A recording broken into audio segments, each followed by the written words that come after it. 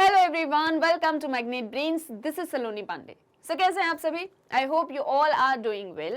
मैं आ गई हूँ यहाँ पर आपके class 11th sociology term 2 exam का मास्टर प्लान लेके। एक ऐसी प्लानिंग जो आपको आपके टर्म 2 एग्जामिनेशंस में मास्टर बना देगी। और जिस तरह से आपके टर्म 1 एग्जाम्स बहुत बहुत बहुत अच्छे गए हैं, बहुत शानदार गए हैं, वैसे ही आपका टर्म 2 एग्जाम भी जाने वाला है। और आप सभी हमारे साथ में पढ़ के करने वाले हैं अपने टर्म 2 एग्जाम्स में टॉप। क्या है आपके टर्म 2 एग्जाम का सिलेबस, क्या होगी आपकी प्लानिंग, क्या स्ट्रैटेजीज होने वाली हैं, किस तरह से टर्म 2 एग्जामिनेशन की हम करने वाले हैं बहुत शानदार प्रिपरेशन मिलके। ठीक है, आप और हम मिलके प्रिपरेशन करने वाले हैं ताकि दोबारा से आपका एग्जाम बहुत बहुत बहुत अच्छा जाए। ठीक है, और हर एक स्टूडेंट को, हमारे लिए हर एक स्टूडेंट उतना ही इंपॉर्टेंट है और वो सभी किस तरह से कैसे प्रिपरेशन करेंगे ताकि सब के सब टॉप करें, ये सारा कुछ डिटेल में मैं बताने वाली हूं आपको आज के हमारे इस वीडियो में। ठीक है, प्लानिंग क्या है, कैसे class 11th sociology term 2 exam करेंगे आप पार, ये नैया पार मैं लगाने वाली हूं आपकी। और जो आपका रिड्यूस्ड सिलेबस था जो एनसीईआरटी से पब्लिश हुआ था, उसके अकॉर्डिंग टर्म 2 एग्जाम में सिर्फ और सिर्फ 3 चैप्टर्स आ रहे हैं। ठीक है, बोलने में कितना आसान लग रहा है ना, सिर्फ और सिर्फ 3 चैप्टर्स। पर ये 3 चैप्टर्स जो हैं ये बहुत बहुत बहुत ज्यादा इंपॉर्टेंट है और ये बड़े ही टॉपिक्स तो मतलब बहुत अच्छे हैं, आपको पढ़ के इंटरेस्ट बहुत आएगा, लेकिन इसको आपको समझना बहुत अच्छे से है। ठीक है, क्योंकि देखो जैसा कि मैंने आपको स्टार्टिंग में ही बता दिया था, क्लास 11th जो है यहाँ पर आपको अपने बेस को बहुत स्ट्रांग बनाना है, बेस को बहुत स्ट्रांग बनाना है, हर एक टॉपिक को बहुत बहुत अच्छे से समझना है। ठीक है, और यहाँ पर जो टॉपिक्स हैं, वैसे तो सोशियोलॉजी एक बहुत ही प्यारा सा सब्जेक्ट है हमारे लिए, हम बहुत मतलब स्टार्टिंग से ही जैसे हम पढ़ रहे हैं तो सारी चीज़ें बहुत अच्छे से समझ में आ रही हैं स्मूथली। लेकिन अब टर्म 2 एग्जामिनेशंस के लिए जो चैप्टर्स हैं वो थोड़े से एनालिटिकल हैं। ठीक है, आपको उन्हें बहुत अच्छे से समझना भी है और ध्यान में भी रखना है। अब कौन से चैप्टर्स हैं, क्या वेटेज होने वाला है, कैसे पढ़ाई करोगे, इस एक चीज पर आ जाते हैं। टर्म 2 एग्जाम में जो 3 चैप्टर्स आ रहे हैं, those are social change and social order in rural and urban society, introducing western sociologist and Indian sociologist. Class 11th में भी सेम आपकी 2 बुक्स हैं। ठीक है, एक है आपकी इंट्रोड्यूसिंग सोशियोलॉजी, एक है आपकी अंडरस्टैंडिंग सोसाइटी। जो टर्म 2 का सिलेबस है वो सेकंड बुक से बनी है, that is your understanding society. इस पर भी अभी हम आगे आने वाले हैं। ठीक है, तो जो ये आपकी बुक है अंडरस्टैंडिंग सोसाइटी, इसमें से आपके टर्म 2 एग्जाम का सिलेबस बना है जिसमें 3 चैप्टर्स आ रहे हैं and this is chapter 2, this is chapter 4 and this is chapter 5। ठीक है, ये आपके अकॉर्डिंग टू बुक ये 3 चैप्टर्स हैं। तीनों की मार्किंग स्कीम क्या होगी? जो आपका चैप्टर 2 है that is social change and social order in rural and urban society, chapters को अगर हम यहाँ पर इग्नोर करें तो फर्स्टली जो चैप्टर है उसमें से आपके आ रहे हैं 14 मार्क्स, यानी कि इस चैप्टर में से 14 मार्क्स के क्वेश्चंस आपसे पूछे जाएंगे। सेकेंड, इंट्रोड्यूसिंग वेस्टर्न सोशियोलॉजिस्ट, इस चैप्टर में से भी अगेन 14 मार्क्स के क्वेश्चन आने वाले हैं एंड इंडियन सोशियोलॉजिस्ट में से आपके 12 मार्क्स के क्वेश्चंस आने वाले हैं। और जैसा कि मैंने आपसे कहा कि तीनों ही चैप्टर जो हैं बड़े ही एनालिटिकल हैं, आपको बहुत ध्यान से हर एक टॉपिक को, हर एक कॉन्सेप्ट को समझना है। 14 + 14 + 12 हो गए आपके 3 चैप्टर्स के 40 मार्क्स, यानी 3 चैप्टर्स में से ही आप के 40 मार्क्स का क्वेश्चन मतलब क्वेश्चन पेपर बनने वाला है, जिसके लिए आपको करनी है बड़ी ही धुआंधार प्रिपरेशन। ठीक है, ये आ गया समझ में कि चैप्टर्स कौन से आ रहे हैं और वेटेज कितना है उस चैप्टर का। मेरे साथ में नोट करते चलिएगा सारी चीजों को आप भी। ठीक है, कि ये चैप्टर में से इतने, इस चैप्टर में से इतने मार्किंग है, इस चैप्टर में से इतने मार्किंग है, उसके अकॉर्डिंग ही हमको इस चैप्टर को जो है कंप्लीट करना है और उसके अकॉर्डिंग ही हमको चैप्टर्स के कौन से टॉपिक मोस्ट इंपॉर्टेंट है, कौन से थोड़े से कम इंपॉर्टेंट है। कम इंपॉर्टेंट का मतलब ये नहीं होता कि ये एग्जाम में नहीं आएगा, मतलब ये कि किन टॉपिक्स को हमें ओवरऑल प्रिपेयर करना है। ठीक है, ओवरऑल प्रिपेयर करना इन द सेंस कि ये जो है हमसे एक्सप्लेन करने के लिए बोले जा सकते हैं। ठीक है, एक्सप्लेन और डिस्क्राइब या फिर ब्रीफ में आंसर लिखना, ये आपको पता होगा ना। हमने जब आंसर राइटिंग पैटर्न को समझा था बहुत अच्छे से डिटेल में, तो हमने जाना था कि किस तरह से क्वेश्चंस पूछे जाते हैं। जैसे लॉन्ग क्वेश्चंस आ गए या फिर शॉर्ट क्वेश्चंस आ गए, वेरी शॉर्ट क्वेश्चंस आ गए, तो उस अकॉर्डिंग हम देखेंगे सारे चैप्टर्स के अंदर कौन कौन से टॉपिक्स कहाँ पर कितने ज्यादा इंपॉर्टेंट हैं। क्लियर है? अब बुक में से देख लें, सो आपको 5 चैप्टर्स दिए गए हैं इस बुक के अंदर, ठीक है। इन 5 में से सिर्फ 3 चैप्टर्स आ रहे हैं, ये वाली बुक आपको पढ़ना है, ठीक है। जो आपके अंडरस्टैंडिंग सोसाइटी की बुक है वो आपको पढ़ना है। एंड यहां से आ रहा है chapter number 2, chapter number 4 and chapter number 5, ठीक है। ये 3 चैप्टर्स आने वाले हैं, ये 14 मार्क्स, ये 14 मार्क्स एंड ये 12 मार्क्स। टोटल कितने हो गए? 40 मार्क्स। 40 मार्क्स का है term 2 examination of your class 11th sociology and ये 3 चैप्टर्स हैं। क्लियर है? बहुत अच्छे से आ गया समझ में कि अब किस तरह जो कौन से जो हैं आपके चैप्टर्स आने वाले हैं। पर अब प्रिपरेशन करोगे कैसे? हाउ टू स्टडी, ये जो है सबसे बड़ा सवाल है कि भैया पढ़ाई होगी कैसे। ये तो पता है कि ये चैप्टर्स आ रहे हैं और इनका इतना वेटेज होने वाला है, लेकिन पढ़ाई कैसे करें? सो इसके लिए हम जो पैटर्न फॉलो करते हैं आपको भी उसी पैटर्न को फॉलो करना है। देखो हम क्या एक चीज करते हैं चैप्टर के लिए, जैसे सपोज हम कोई भी चैप्टर पढ़ रहे हैं, जैसे सपोज हम चैप्टर 2 पढ़ रहे हैं, सबसे पहले चैप्टर का ओवरव्यू देखेंगे, ठीक है। जैसे सपोज हमने चैप्टर 2 पढ़ा, social change and social order in rural and urban society.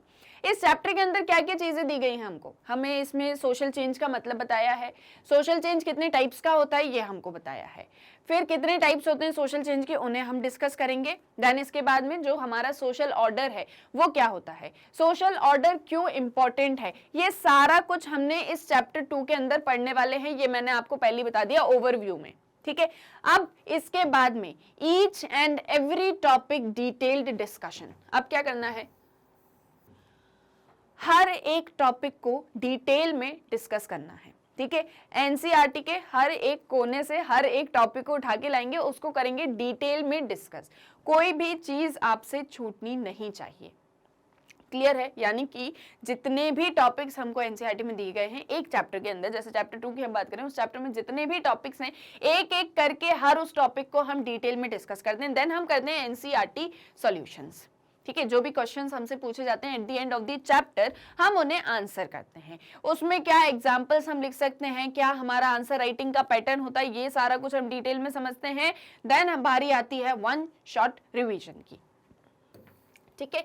इतना करने के बाद जब चैप्टर हर एक तरह से कंप्लीट कर लिया, एनसीईआरटी सॉल्यूशंस भी कर लिए, हर एक टॉपिक को डिटेल में समझ लिया, अब बारी आई उस चैप्टर को रिवाइज करने की, ठीक है। फिर क्या करते हैं, पूरे चैप्टर को एक बार में बहुत अच्छे से रिवाइज कर लेते हैं, ताकि क्या हो, आगे पार्ट और पीछे सब पार्ट ना हो जाए, यानी कि सारी चीजें अच्छे से ध्यान में रहें आपको। रिवाइज हम इसीलिए करते हैं, ठीक है। रिवाइज क्यों करते हैं, ताकि जो पढ़ा है वो ध्यान में रहे, वो निकल ना जाए हमारे दिमाग से। तो हम क्या करते हैं, one shot revision, then important topics discussion in brief. फिर हम ये करने वाले हैं कि हमारे चैप्टर से जो भी टॉपिक इंपॉर्टेंट है, जैसे सपोज हम सोशल चेंज पढ़ रहे हैं, हम जो है आपका सोशल ऑर्डर पढ़ रहे हैं। अब हमें पता है वैसे तो दोनों ही टॉपिक्स बहुत ज्यादा इंपॉर्टेंट हैं। अब इसके अंदर जस्ट सपोज आपने ग्लोबलाइजेशन पढ़ा, ठीक है। अब वो ग्लोबलाइजेशन जो टॉपिक है वो खुद में बहुत इंपॉर्टेंट है, तो हमने बिल्कुल शॉर्ट में समझ लिया कि ग्लोबलाइजेशन का मीनिंग क्या होता है, क्या डेफिनेशन होती है उसकी, इसके क्या पॉजिटिव इंपैक्ट्स हैं, इसके क्या नेगेटिव इंपैक्ट्स हैं, इंडिया में कब हुआ ग्लोबलाइजेशन, ठीक है। हमने ये बिल्कुल शॉर्ट में सारी चीजों को समझ लिया। तो ऐसे ही आपके चैप्टर से हम निकालेंगे कुछ इंपॉर्टेंट टॉपिक्स जिन्हें हम करने वाले हैं डिस्कस इन ब्रीफ। अब ब्रीफ में डिस्कस क्यों कर रहे हैं, जब इतने इंपॉर्टेंट टॉपिक हैं तो इसीलिए कर रहे हैं क्योंकि डिटेल में डिस्कस हम उन टॉपिक्स को यहाँ पर ऑलरेडी कर लेंगे, लेकिन रिवाइज करने के लिए कि क्या क्या टॉपिक्स इंपॉर्टेंट हैं हम उन्हें भी डिस्कस करेंगे। देन आती बारी इंपॉर्टेंट क्वेश्चंस की। आपके चैप्टर से रिलेटेड जितने भी इंपॉर्टेंट क्वेश्चंस होंगे हम उन्हें आंसर करने वाले हैं, यानी कि आपके पास में एक पूरा पैकेज होने वाला है टर्म 2 एग्जामिनेशन के लिए, ठीक है।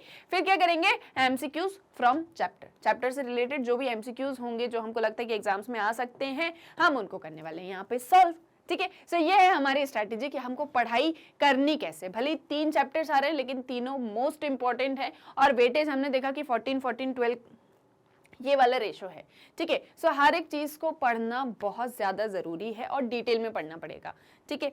अब व्हाट इज द प्लान, ये तो आपको समझ में आ गया कि ये चैप्टर्स आ रहे हैं, कैसे पढ़ने वाले हैं, लेकिन प्लान क्या होने वाला है, कैसे पढ़ोगे। तो एक डिस्क्लेमर, एक खुशखबरी आपको पहले ही दे दूं कि जो चैप्टर 2 है social change and social order in rural and urban society, वो हो चुका है फुल एंड फाइनल कंप्लीट, ठीक है। हम उसके हर एक टॉपिक को डिस्कस कर चुके हैं, हम उस चैप्टर का वन शॉट रिवीजन भी कर चुके हैं, एनसीईआरटी सॉल्यूशंस भी कर चुके हैं।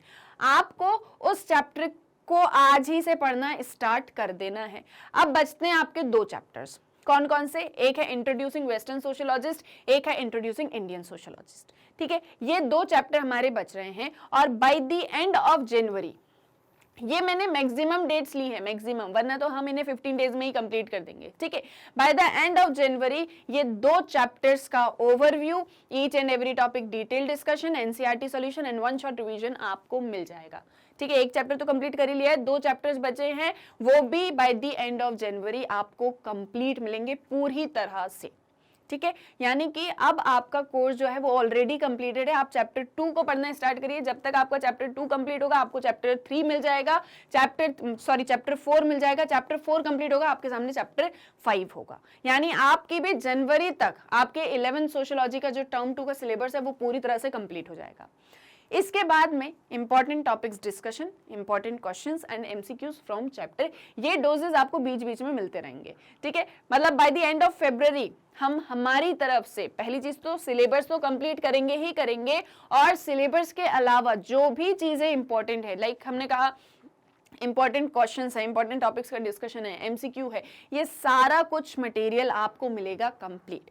फरवरी तक आप बन जाने वाले हैं बिल्कुल प्रो अपनी क्लास 11th की सोशियोलॉजी में। ठीक है, सिर्फ 3 चैप्टर्स हैं, बहुत इजीली सारी चीजों को हम कंप्लीट कर लेंगे। ठीक है, मतलब ऑलमोस्ट 1 चैप्टर तो आपके लिए कंप्लीट ही है जिसका 14 मार्क्स का वेटेज है। इसके बाद में जो 2 चैप्टर्स बच रहे हैं वो जनवरी तक किया, और इसके बाद में फरवरी तक पूरा कोर्स कंप्लीट हो जाएगा, सब कुछ कंप्लीट। ठीक है, सो प्लान आई होप आपको समझ में आ गया होगा, कैसे हम पढ़ाई कर रहे हैं ये भी आपको समझ में आ गया होगा। ठीक है, कि मैंने आपको बता दिया कि प्लान हमारा है क्या, कैसे हम इस पूरे कोर्स को, इस वास्ट सिलेबस को हम कंप्लीट करने वाले हैं, ये मैंने आपको डिटेल में अच्छे से समझा दिया। लेकिन क्या सिर्फ इतना कहने से सारी चीजें हो जाएंगी कि मैंने आपको बता दिया कि भैया देखो ये प्लान है और हम ऐसे स्टडी करने वाले हैं, तो क्या इतने से सब कुछ हो जाएगा, सब कुछ ओके है? Obviously not. क्या एक चीज बहुत इंपॉर्टेंट है, जैसे प्लानिंग तो हम बहुत बार करते हैं, बहुत बार हमारे प्लान्स भी बनते हैं, घूमने फिरने के बनते हैं, है ना, बनते ही होंगे ऑब्वियसली, लेकिन जब तक उन्हें हम एग्जीक्यूट नहीं करते, उसके ऊपर हम वर्क नहीं करते, तब तक वो प्लान सक्सेसफुल नहीं होता। वैसे ही यहाँ मैं आपको कितनी ही प्लानिंग बता दूं टर्म 2 एग्जाम के लिए, वो तब तक सक्सेसफुल नहीं होगी जब तक आप उसके ऊपर वर्क नहीं करने वाले हो, जब तक आप उसके ऊपर एक्शन नहीं लेने वाले हो। So now it's time to put your plan into action. अब बढ़िया से जो है बिल्कुल फुर्ती में आ जाइए, तेजी से अपने इस टर्म 2 एग्जाम के सिलेबस को कंप्लीट करना स्टार्ट करिए। सिर्फ मेरे कहने से सब कुछ नहीं होने वाला है, आपको खुद से भी उसके ऊपर वर्क करना स्टार्ट करना पड़ेगा। जो भी प्लानिंग मैंने आपको बताई उसके ऊपर अब आप वर्क करिए। अगर चैप्टर 2 कंप्लीट है तो उसको आज ही से पढ़ना स्टार्ट कर दीजिए। ठीक है, अब लेकिन ये तो मैंने बता दिया कि एक्शन करना बहुत ज्यादा जरूरी है, लेकिन भैया करोगे कैसे, क्या स्ट्रेटजी होगी, कैसे करने वाले हो? ये पूरा इतना जो सिलेबस मैंने आपको बता दिया, वेटेज बता दिया, ये भी बता दिया एनालिटिकल है, पर स्ट्रेटजी क्या होगी? अब जैसे मान लो सोच लिया कि हाँ ये प्लान होगा, ऐसे इसको जो है काम करना है, काम करने के लिए बैठ भी गए, ठीक है, उस प्लान पे एक्शन करने के लिए बैठ भी गए, लेकिन पता ही नहीं कि पढ़ें कैसे, कहाँ से शुरू करें, क्या करें, तो उसके लिए भी घबराओ नहीं, बहुत बढ़िया सी, बहुत ईजी सी स्ट्रैटेजी है। जस्ट क्या करना है, जस्ट सपोज आपने एक चैप्टर पढ़ना स्टार्ट किया, चैप्टर 2 पढ़ना स्टार्ट किया, क्या करो, एनसीईआरटी चैप्टर्स को कंप्लीट करो, एवरी टॉपिक। ठीक है, आपके एनसीईआरटी में जो भी चैप्टर, जैसे सपोज चैप्टर 2 है, चैप्टर 2 को एक बार जो है बढ़िया से ऐसे पेजेस को पलट के देखिए क्या क्या टॉपिक्स दिए गए हैं। अभी सिर्फ पलट के देखना है एक बार में, 1 मिनट के लिए, फिर उसके बाद में हर एक टॉपिक को पढ़ना स्टार्ट करो, हमारे साथ में पढ़ो। मैंने आपके लिए वीडियो बनाया है, जैसे सपोज सोशल चेंज के कितने टाइप्स होते हैं, इसके लिए वीडियो बना हुआ है। आपको पता है कि सोशल चेंज के टाइप्स हैं, चैप्टर 2 के अंदर दिया गया है, उस टॉपिक को कंप्लीट करो, हमारे साथ में करो, आप भी उसको रीड करो। ठीक है, हर एक टॉपिक को कंप्लीट कर लो उस चैप्टर के। जैसे सपोज एक चैप्टर में 10 टॉपिक्स दिए हैं, तो वो पूरे के पूरे 10 टॉपिक्स पहले आपके पास में कंप्लीट होने चाहिए। आप उसको रीड करो, फिर आप उसको समझो कि यहाँ पर क्या एक चीज कहेगी, और समझाने के लिए हम तो है ही आपके पास में।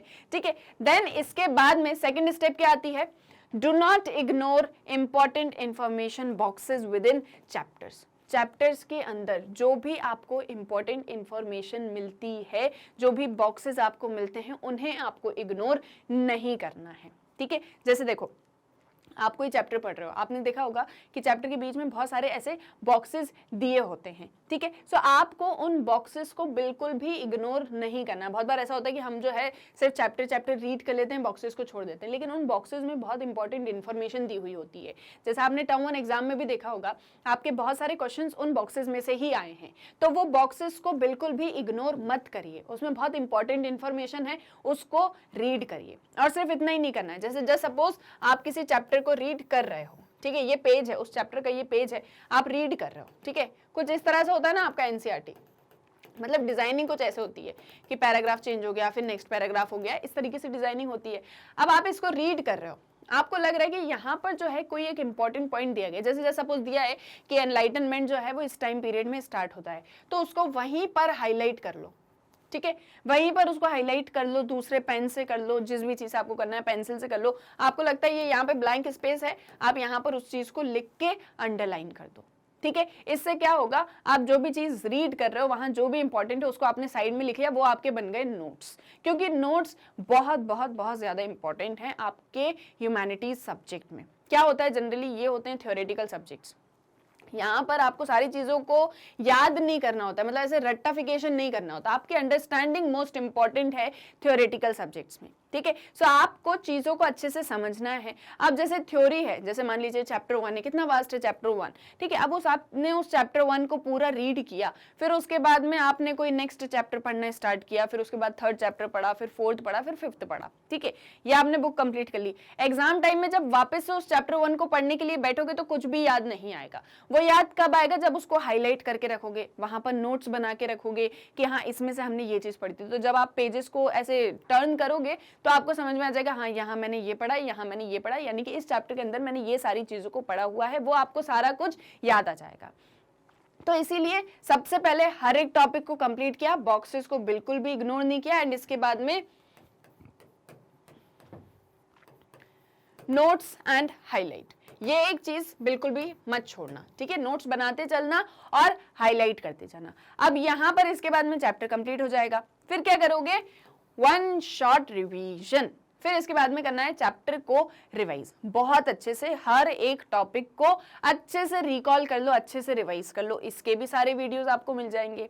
इसके बाद में चैप्टर को रिवाइज कर लिया, अब करो चैप्टर के एनसीईआरटी सॉल्यूशन। जैसे चैप्टर 2 चल रहा है ना, अभी आप चैप्टर 2 पढ़ रहे हो, फिर आपने एनसीईआरटी सॉल्यूशंस कर लिए, जो भी आपसे लास्ट में क्वेश्चंस पूछे गए थे आप उनको आंसर कर दो। अब देखो जनरली होता क्या है, जो आपके क्वेश्चंस पूछे जाते हैं उनके आंसर्स आपको अगर पता है तो आप लिख लोगे, लेकिन आप उसमें और क्या क्रिएटिव कर सकते हो ये हमने आपको बताया है। तो आप क्या करो, चैप्टर के एनसीईआरटी सॉल्यूशंस को भी देखो, अपने आप से भी उनको सॉल्व करो कि आप उसमें और क्या चीजों को ऐड कर सकते हो, और हमने उसमें क्या आपको कुछ नया चीज बताई है उसको देख के सारी चीजों को नोट डाउन करके रख लो। इसके बाद में जो भी इंपॉर्टेंट क्वेश्चंस एंड आंसर्स होंगे हम वो करने वाले हैं, ठीक है। जो भी हम आपको इंपॉर्टेंट क्वेश्चंस बताएंगे कि ये इंपॉर्टेंट क्वेश्चंस हैं, उनको आप आंसर करो हमारे साथ में। ये सारी चीजें आपको और हमको मिलके करनी है, तभी टर्म 2 का ये जो जंग है ना, इसको हम जीतने वाले हैं, ठीक है।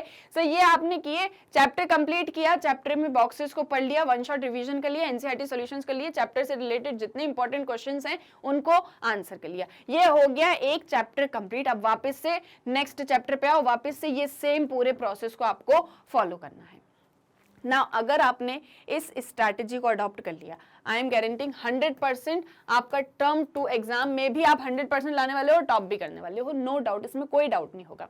बस एक चीज जो बहुत इंपॉर्टेंट है, जो यहाँ पर बार बार ऐसे हाईलाइट हो रही है, आप लोग को दिख भी रही होगी, दैट इज नोट्स।